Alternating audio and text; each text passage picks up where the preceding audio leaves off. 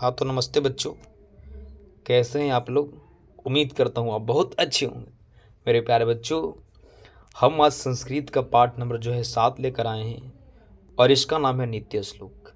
मात्र इस वीडियो में अगर आप 5 मिनट से 7 मिनट तक समय दे देते हैं तो बच्चों आपको 5 से 7 मार्क्स कोई नहीं रोकेंगे। तो क्या आप चाहेंगे कि हम 5 से 7 मिनट दें?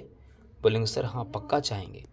तो मेरे प्यारे बच्चों, आप आराम से 5 से 7 मिनट दें और इस टॉपिक जो नित्य श्लोक पाठ है चैप्टर 7 उसको हम बहुत बारीकी से पढ़ेंगे। तो चलिए बच्चों हम स्टार्ट करते हैं। चैनल पर नए रहेंगे तो चैनल को सब्सक्राइब कर लीजिएगा, जिससे होगा कि कोई भी वीडियो जो हम अपलोड करेंगे तो सबसे पहले आप तक जाएगी।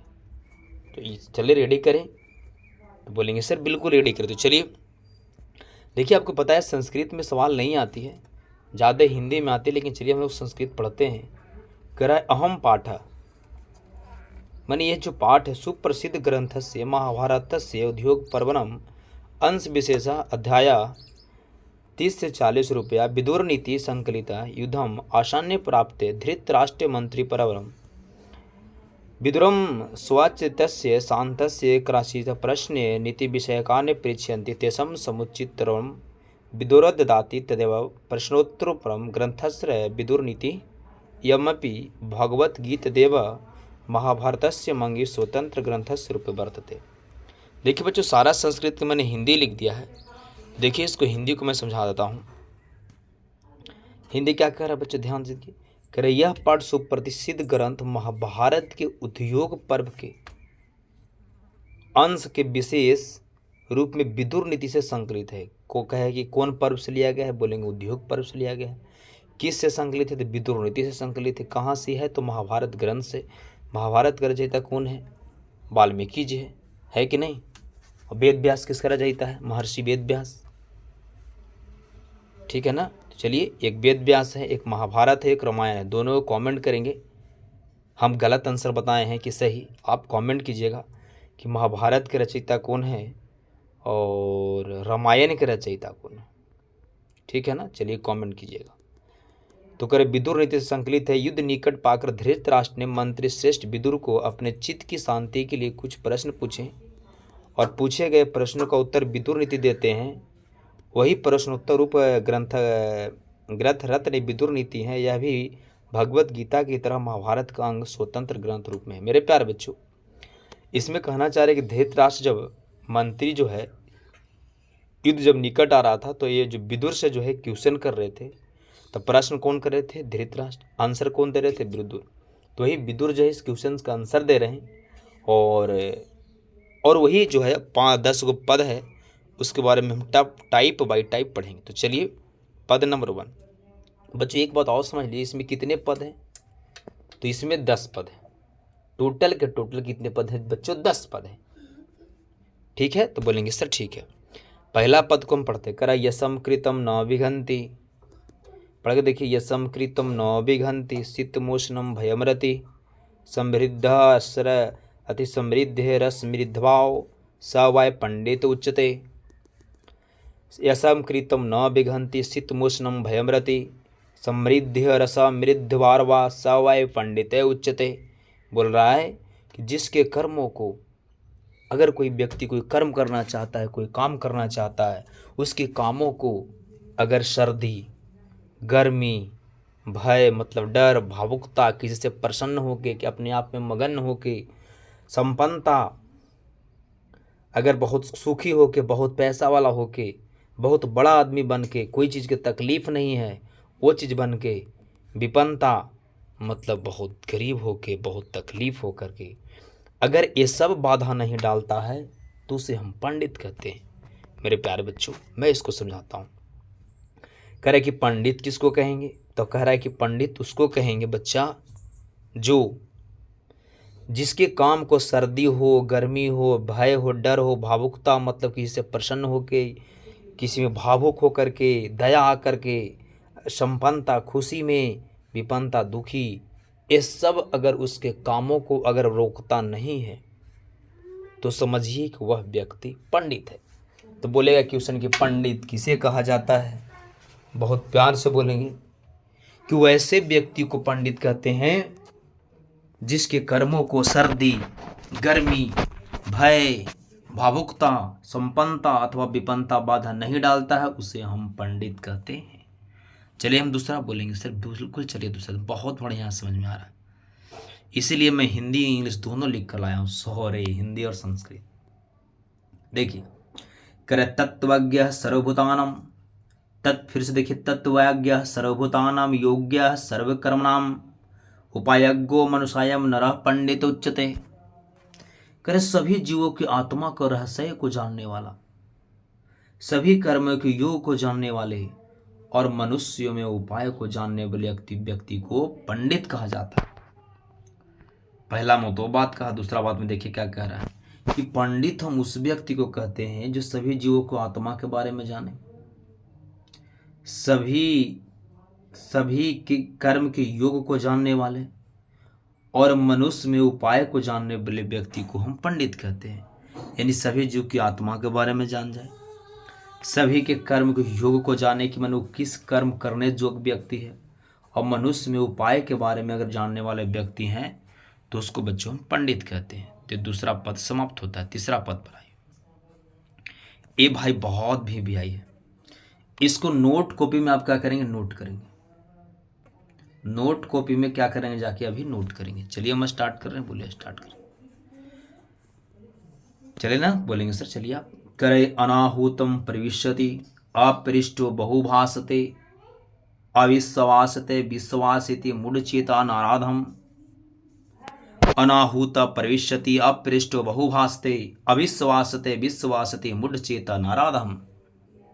मेरे प्यारे बच्चों, कर जो व्यक्ति बिना बुलाए किसी के यहाँ आ जाता है, जो व्यक्ति बिना बुलाए किसी के यहाँ आ जाता है, बिना पूछे बोलता है और अविश्वासियों पर विश्वास कर लेता है, उसे मूढ़चेता माने मूर्ख कहा गया है। मेरे प्यारे बच्चों, हमें समझाते हैं कि अगर मान लीजिए कि फलन, अगर मान लीजिए कि टेलचंद बाबू ही आज तिलक आ रहा है, अरे टेलचंद बाबू ही तिलक आ रहा है, हमको चाहे आपको ही नहीं बुलाए हैं, और अगर आप इनको ही चला जाते हैं तो आप मूर्ख हैं। दूसरा, अगर ये दोनों व्यक्ति आपस में बातें कर रहे हैं, बिना बोले एकरा में जाके हम जाके बकर बकर बकर बकर बोलने लगते हैं तो हम मूर्ख हैं। तीसरा, जेकरा पर लोग विश्वास नहीं करता है, अविश्वासियों पर, अविश्वासियों लोगों पर अगर हम विश्वास करते हैं तो मेरे प्यारे बच्चों हम मूर्ख हैं। तो कहे कि मूर्ख किसको कहते हैं, आंसर लिखें। तो लिखेंगे वैसे व्यक्ति को हम मूर्ख कहते हैं जो बिना बुलाए किसी ही चला जाता है, बिना बोलने लगता है और अविश्वासियों पर भी विश्वास करता है, वैसे व्यक्ति को मूर्ख कहा जाता है। आगे बढ़ें, बोलेंगे सर बढ़िए। यहाँ आइए। करें एको धर्म परम श्रेय क्षमा का शांति रुतमा विद्या का परम तृप्ति अहिंसा का सुखवहा। फिर से पढ़िए सर। एको धर्म परम श्रेय क्षम का शांति रुतमा विद्या का परम तृप्ति अहिंसा का सुखवहा। कह रहा है एको धर्म सबसे श्रेष्ठ है, एक ही धर्म सबसे बड़ा धर्म है। क्षमा शांति का उत्तम उपाय है। कह रहा है कि क्षमा शांति का उत्तम उपाय। कह रहा है कि क्षमा करने से क्या होता है, तो शांति मिलती है। शांति कौची से मिलेगा, तो क्षमा करने से मिलेगा। विद्या से संतुष्टि प्राप्त होती है, विद्या से परम तृप्ति की प्राप्ति होती है। मेरे प्यारे बच्चों, अगर इस दुनिया में आप कोई चीज़ की भी प्राप्त करना चाहते हैं, कोई चीज़ की भी आपकी कमी है, चाहे बुलेट से चले के मन हो, अपाची से चले के मन हो, कुछ भी चीज़ से चला के मन हो, तो आपको पास अगर विद्या होंगे तो आपको जो है पूरा संतुष्टि मिलेगा। जो भी आप चाहते हैं वो आपको मिलेगा। आगे कहा अहिंसा से सुख की प्राप्ति होती है। अगर आप अहिंसा करते हैं, अहिंसा मतलब सर लड़ाई झगड़ा नहीं करना है, बात से मरना है, बात से बोलना है कि हाँ बच्चों ऐसे नहीं करो, ऐसे नहीं दो। मान लिया अगला आदमी गाली दे रहा है 10 को, तो आपको बोलना है कि गाली ऐसे मत दो भजा, देहात में ऐसे होगा, अगला दिया 10 गाली तो हम देंगे 20 गाली। लेकिन यहाँ क्या कह रहे हैं कि अहिंसा से सुख की प्राप्ति होती है। हर बातों से लड़ाई झगड़ा नहीं करके अगर ऐसे सुलझा लेते हैं तो हमें सुख की प्राप्ति होगी। ऑब्जेक्टिव सवाल, क्षमा से क्या मिलता है, शांति। विद्या से क्या मिलता है? संतुष्टि, परम तृप्ति, और अहिंसा से क्या मिलता है? सुख मिलता है। लिख लीजिए, स्टार मार्क लिखिए कि क्षमा से हमें शांति मिलती है, विद्या से हमें संतुष्टि मिलती है, और अहिंसा से हमें सुख मिलती है। ये बात को लिखिए। अब आते हैं हम 5 नंबर पे। कर त्रिविधनम नरकेश्यदम द्वारम नाशनामात्नम कामः क्रोधस्य लोभस्य मादिनते त्रयम त्यज्यते। मेरे प्यारे बच्चों, कर त्रिविधनम नरकेश्यदम द्वारम नाशनमात्मन करे काम क्रोधस्य लोभस्य त्रयम त्यज्यते। करे कि नरक, नरकेश्यमनम, नरक के 3 द्वार। अगर नरक में जाना है बच्चों तो इन 3 द्वार में से कोई भी एक द्वार में अगर प्रवेश कर जाते हैं तो आप नरक में चले जाएंगे। नरक के 3 द्वार है, पहला काम, दूसरा क्रोध, तीसरा लोभ। ये तीनों में से कोई भी अगर प्रवेश कर जाते हैं तो नरक में हम चल जाएंगे। तो कर इसलिए इन तीनों को त्याग देना चाहिए। अगर ये तीनों में से कोई भी अगर एगो आपको दोहारी आपको पास है तो इस दोहारी को बच्चों अभी से अभी त्याग देना चाहिए। ऐसे काम करने से कैसे नरक में जाएंगे? काम करने से नरक में जाएंगे, मैंने खूब काम कर रहे, काम काम काम काम काम, इसके चक्कर में ईश्वर का नाम नहीं ले रहे तो हम नरक में जाएंगे। क्रोध, गुस्सा, गुस्सा में 20 लपड़ मैं आपको मार दिया, 20 लपड़ हमको आप मार दिए तो पक्का के पक्का हम लोग नरक में जाएंगे। लोभ, देखे थे ना बुढ़ा बाघ, लोभ के चक्कर में, बुढ़ा बाघ के चक्कर में एक व्यक्ति जो है फंस जाता है। तो नरक कितने द्वार हुए बच्चों? 3। अगर ये तीनों अगर द्वार आपको पास है तो तीनों के तीनों दोहारी को अभी से अभी त्याग देना चाहिए। सवाल पूछेगा पहला कि नरक के कितने द्वार? आंसर मारना 3। नरक के कितने द्वार होते हैं? सभी को लिखे देखिए, नरक के 3 द्वार होते हैं, काम, क्रोध और लोभ। छठा पर आइए। ए भाई मक्खन सवाल है, एम भी है इसमें मार दीजिए, मक्खन। देखिए, कर षडदोषा पुरुषीना हात्यवया भूतिमिच्छता। फिर से पढ़िए सर, ध्यान से देखिए, मैं लिखता नहीं हूँ। षडदोषा पुरुषीणा हात्यवया भूतिमिच्छता निंद्रा तंद्रा भय क्रोध आलस्य दीर्घ सूत्रता। सर फिर से पढ़िए तो सर, षडदोषा पुरुषीणा हात्यवय भूतिमिच्छता निद्रा तंद्रा भय क्रोध आलस्य दीर्घ सूत्रता। मेरे प्यारे बच्चों, यहाँ पढ़िए जो विदुर जी कहना चाह रहे हैं कि जिनको विकास करना है, जिनको ऐश्वर्य चाहिए, जिनको आगे बढ़ना है, जिसको जिंदगी में उन्नति करना है, जिनको कुछ बड़ा आदमी बनना है, वैसे व्यक्ति को ये 6 दोषों को, 6 दोषों को अभी के अभी त्याग देना चाहिए, छोड़ देना चाहिए। कब? जब आपको जिंदगी में कुछ तरक्की करना है, तब आपको कुछ बहुत बड़ा आदमी बनना है, तब अभी के अभी 6 दोष में से कोई भी एक दोष है तो मेरे प्यारे बच्चों उसको अभी के अभी छोड़ देना चाहिए। बोलेंगे सर बिल्कुल छोड़ देंगे, अभी छोड़ना है, अभी जब वीडियो देख रहे हैं ना अभी छोड़ देना है आपको। इस बारे चाहते हैं तो अगर तुमको जिंदगी में विकास करना है तो ये 6 में से कोई भी अगर दोष है बच्चों तो अभी के भी इस दोष को क्या करे, यहां से सुफड़ा साफ करे। सुफड़ा साफ कह रहे निंद्रा, मैंने खूब सोना। अगर आप खूब सो रहे हैं, रात दिन पूरा लंटेन बुता दे रहे हैं सोते सोते मेरे प्यारे बच्चों, तो आपको निंद्रा, खूब नींद आता है तो इसको अभी से भी त्याग दीजिए, कम सोचिए। तंद्रा मैंने ऊँघना, मैंने जम्भाई लेना, काम में अड़चन आना, बार बार देह को ऐंठना, बार बार मुंह को फाड़ना, समझ रहे हैं ना? वो बार बार जो मुंह फाड़ते हैं उसको बोलते हैं हम कि जम्भाई आ रहा है, उसको बोला ऊँघना। अगर ये भी आपको बार बार आता है तो इसको अभी के अभी त्याग देना चाहिए। काम में अड़चन आना, काम में मन नहीं लगना, तभी ही होता है। तो निंद्रा मैंने बहुत सोना, अगर सोते हैं बहुत तो इसको छोड़ दीजिए। तंद्रा मैंने ऊँघा देना, इसको छोड़ दीजिए। डर, अगर कोई काम के लेकर के आपको डर लगता है कि हमरा से काम ना होगा, कैसे होगा, कैसे करें, कैसे रिजल्ट आएगा, हमको संस्कृत नहीं समझ में आ रहा है, कैसे संस्कृत में पास होगे, मेरे प्यारे बच्चों आपको डरना नहीं है। अगर डरते हैं तो डर को अभी हटे। क्रोध यानी गुस्सा, गुस्सा में कुछ कर देते हैं, पढ़ रहे हैं कोई मियाज गुस्सा हुआ तो हम पढ़ेला बंद कर देते हैं। मैंने क्रोध, अगर क्रोध आप में भी है तो ये हटाइए। अगर क्रोध रहेगा तो आप जिंदगी में कभी उन्नति नहीं कर पाएंगे। गुस्सा के विचार, कैसे गुस्सा में कहा हुआ कि हम मार दिए आपको 5 लपड़, आप मार दिए हमको 10 लपड़, तोर मुंह फूल गया इतनी सुन, हमारा मुंह फूल गया इतना बड़ा। नरे तो भाई कैसे उन्नति करेंगे लड़ाई झगड़े में। आलस, आज वाला काम को अच्छा करेंगे ना, थोड़ा देरी के बाद कर लेंगे ना, अच्छा रुकिए थोड़ा देरी में कर लेंगे ना, ये अगर व्यक्ति आप में है तो इसको अभी के अभी त्याग देना चाहिए। जैसे अभी मैं स्टूडेंट लाइफ में, अच्छा शाम में 9 बजे खाएंगे और 9 बजे खा के दम जे पढ़ेंगे, जब भाई रात भर पढ़ेंगे, सूते जब पता चला कि भोर हो गया 5, अच्छा आज ये काम नहीं करेंगे, थोड़ा देरी में कर लेंगे, मैंने बस थोड़ा देरी के बाद करते हैं, 5 मिनट में कर लेंगे, 5 मिनट में कर लेंगे। ऐसे ऐसे करने वाले व्यक्ति को जिंदगी कभी विकास नहीं करता। करे किसी काम को देर तक करना माने कि दीर्घ सूत्रता, किसी काम को देर तक करते रहना। कोई चीज़ याद करना है, वो पैकेज लिखना है, एक नोट कॉपी बनाना है, तो एक नोट की कॉपी बनाने में 2 दिन लगा दे रहे हैं। अच्छा कर लेंगे ना, दाने सुन लिख रहे हैं और छोड़ दे रहे हैं। तो कोई काम को अगर देर तक करते रहना है तो इसी ऐसा व्यक्ति भी जिंदगी में कभी विकास नहीं करना। अगर ये 6 दोष है तो अभी के अभी उसको त्याग देना चाहिए। अगर 6 गो में से कोई भी दोष आपको में है तो 2 गो दोषों को बच्चों आपको क्या करना है, त्याग देना है, मतलब छोड़ देना चाहिए। निंद्रा, कौन कौन दोष था? निंद्रा, तंद्रा, भय, क्रोध, आलस्य, दीर्घ सूत्रता, खूब सूतना, ऊँघना, डर, भय, आलस और कोई काम को देर तक करना। यहाँ ये 7वां, करे सत्येन रचते धर्मो विद्यायोगेन रक्षते, सत्येन रचते धर्मो विद्यायोगेन रक्षते, मृज्या रचते रूपम कुलावृत्य रक्षते।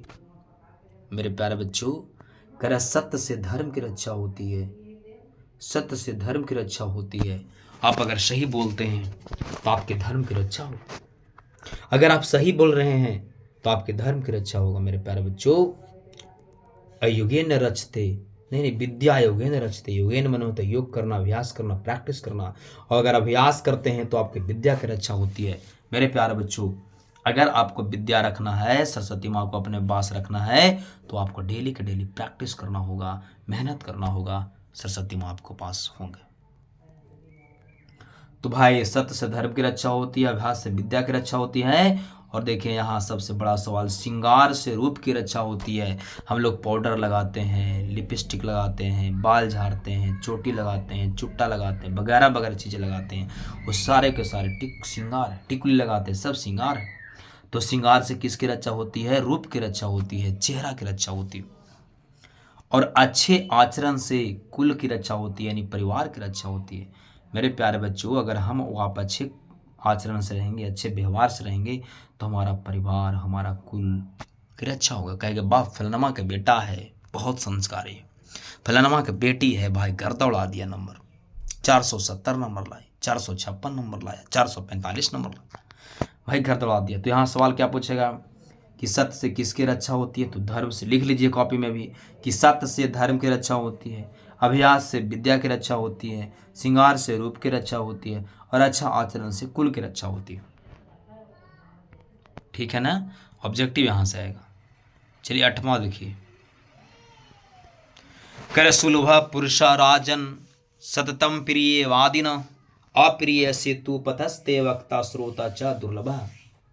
मेरे प्यारे बच्चों, करे कि सुलभा पुरुष राजन संतता प्रिय वादिन, अप्रियस्य तू पथस्थ वक्ता श्रोता च दुर्लभता। कह रहे हैं कि हे राजन, हे व्यक्ति, हे महाशय, सदा प्रिय बोलने वाले और सुनने वाले पुरुष आसानी से मिल जाते हैं। करे वैसा वर्ड, वैसा शब्द जो हमें अच्छा लगेगा, वैसा बोले वाला व्यक्ति बहुत आसानी से मिल जाएगा।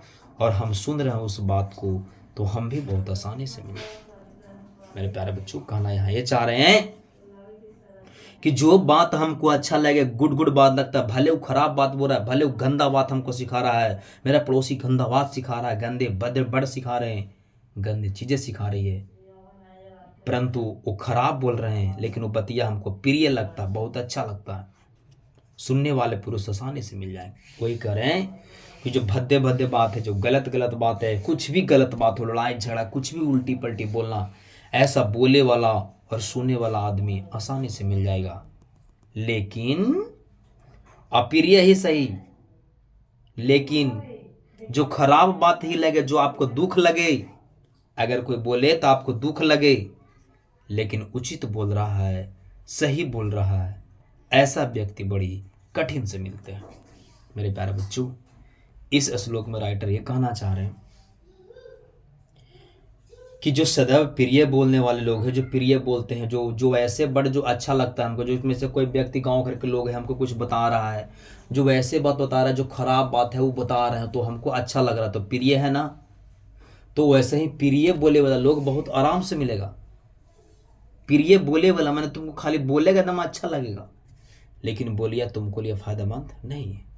लेकिन अप्रिय रहेगा, लेकिन अप्रिय ही सही रहे, लेकिन उचित बोले, एकदम सही बात बोले, एकदम दुख लगे चाहे सुख लगे, बोलेंगे तो मुँह पर बोलेंगे। सुना हुआ लोग कहता है कि देखा दुख लगो चाहे सुख लगो, लेकिन बोली थी मुँह पर। ऐसा व्यक्ति बहुत भाग से मिलता है। जैसे हम 4 लापड़ मार के भी अगर बच्चों आपको सिखा दे सही जगह, दो ज्ञान आपको सिखा दे, तो ऐसा व्यक्ति बहुत भाग से मिलता है। वही कहना चाह रहे राइटर। 9वां देखिए, कर पूजनीय महाभागा पुण्याश्रित गृह दीप्त। फिर से देखिए, पूजनीय महाभागा पुण्याश्रित गृह दीप्त, स्त्रियां श्रियो गृहस्थ्योक्ता अस्त्रामाधर्ष्या विशेषतः। कर स्त्रियां घर की लक्ष्मी होती है। जो स्त्री होती है वो हमारे घर की क्या होती है? स्त्रियां जो है हमारे घर की लक्ष्मी होती है। स्त्रियां घर की लक्ष्मी होती है, इन्हीं से परिवार की प्रतिष्ठा बढ़ती है, और इन्हीं से जो है परिवार की प्रतिष्ठा बढ़ती है। पूछा कि परिवार का प्रतिष्ठा किससे बढ़ती है? स्त्रियां से। घर की लक्ष्मी कौन होती है? स्त्रियां होती है। महापुरुषों को जन्म देने वाली स्त्रियां ही होती हैं। जो बड़े बड़े महापुरुष है, गांधी जी हैं, महात्मा जी हैं, सुभाष चंद्र बोस हैं, ये जो दुनिया में आए हैं, इनको कोई ना कोई तो है स्त्रियां जन्म दिए होंगे ना, कि पुरुष जन्म देंगे तो नहीं। वही करें कि महापुरुषों को जन्म देने वाली यही स्त्री है, इसलिए स्त्रियों को विशेष रूप से रक्षा करना योग्य होती है। क्या निम्न में से कौन व्यक्ति को रक्षा करना चाहिए? तो स्त्रियों को रक्षा करना चाहिए। लक्ष्मी कौन होती है? स्त्रियां होती हैं। आगे बढ़े हैं लास्ट, और लास्ट बाबू, कर अकृति विनियो हंति हत्यनार्थन पराक्रम हंति नित्यम क्षमा क्रोधमाचर हो हंति लक्षणम। बोल रहे हैं कि विनम्रता बदनामी को दूर करती है। करे बदनामी को दूर कौन करेगा? तो विनम्रता। प्यार से किसी को बोल दीजिए, विनम्र से बोल दीजिए, उसकी जो है बदनामी दूर हो जाएगा। पौरुष या पराक्रम अनर्थ को दूर करता है। पौरुष या पराक्रम जो है अनर्थ को दूर करता है। अनर्थ समझ में आ रहा है? अनर्थ के मतलब समझ रहे हैं ना? बोलेंगे सर हाँ। तो पौरुष या पराक्रम जो है अनर्थ को दूर करता है, और क्षमा क्रोध को दूर करता है। अगर किसी को आप क्षमा कर दे रहे हैं तो क्षमा जो है क्रोध को क्या कर देता है? दूर कर देता है। तो पूछेगा कि क्षमा से क्या चीज़ दूर होता है? तो क्रोध।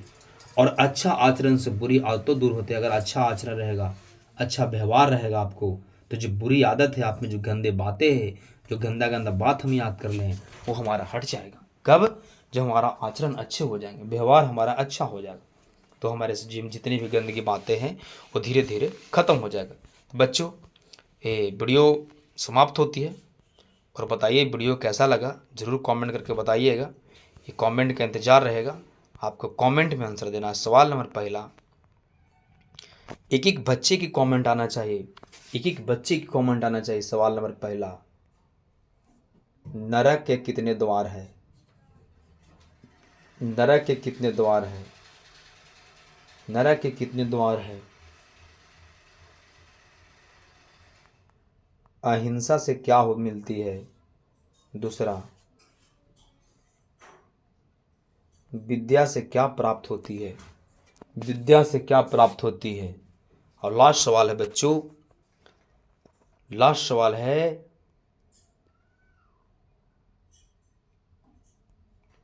कि उन्नति करने वाले व्यक्ति को, उन्नति करने वाले व्यक्ति को, जिनको उन्नति करना है, उनको कितने दोषों को त्याग कर देना चाहिए? कितने दोषों को त्याग कर देना चाहिए? ऑप्शन दे रहे हैं 6 गो कि 3 गो। ये तीनों में से आंसर बताना है। तो चलिए बच्चों, वीडियो को एंड करता हूँ। थैंक यू बच्चों, लव यू।